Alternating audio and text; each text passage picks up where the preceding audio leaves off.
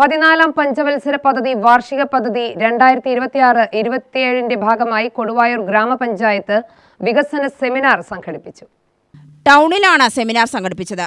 K Babu MLA ഉദ്ഘാടനം ചെയ്തു. ഏതെങ്കിലും ഒരു 10 ലക്ഷത്തിലധികരിച്ചൊരു സംഖ്യയ്ക്ക് ഒരു റോഡ് നിർമ്മിക്കണമെങ്കിൽ അന്ന് തിരഞ്ഞെടുക്കപ്പെട്ടിട്ടുള്ള MLA-മാരുടെ പുറകിൽ പോകണം. എന്നിട്ട് സംസ്ഥാനത്തെ ഗവൺമെന്റിൽ പോയി സമ്മർദ്ദം ചെലുത്തിയിട്ടേ ഒരു റോഡ് കിട്ടും. ഇന്നതാണോ സ്ഥിതി? അനുവദിക്കപ്പെട്ട പദ്ധതി വിഹിതം എനിക്ക് തോന്നുന്നത് 1439 കോടിയാണ് ഗ്രാമപഞ്ചായത്തുകൾക്ക്. അതിനു പുറമെയാണ് ധനകാര്യ കമ്മീഷൻ ശുപാർശ ചെയ്യപ്പെടുന്ന ഫണ്ട്, അതിനു പുറമെയാണ് ജനറൽ പർപ്പസ് ഗ്രാൻഡ്, അതിനു പുറമെയാണ് പഞ്ചായത്തുകൾക്ക് പിരിച്ചെടുക്കാവുന്ന 1-2 നികുതി.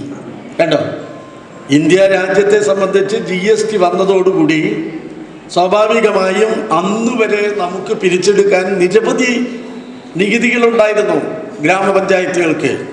പക്ഷെ അതെല്ലാം ഒറ്റ നികുതിയിലേക്ക് വന്നപ്പോൾ സ്വാഭാവികമായും വരുമാനത്തിൽ വലിയ ഇടിവാണ് പഞ്ചായത്തിനുണ്ടായത്.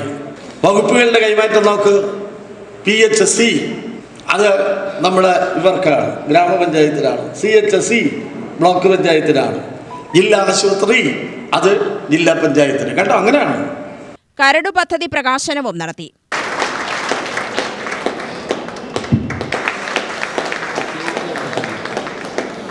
ഗ്രാമപഞ്ചായത്ത് പ്രസിഡന്റ് V. മുരുകദാസ് അധ്യക്ഷനായി. വികസന standing committee chairman K. Jayaprakash വിഷയം അവതരിപ്പിച്ചു. ജനപ്രതിനിധികളും ബന്ധപ്പെട്ട ഉദ്യോഗസ്ഥരും സെമിനാറിൽ പങ്കെടുത്തു. UTV news, Palakkad.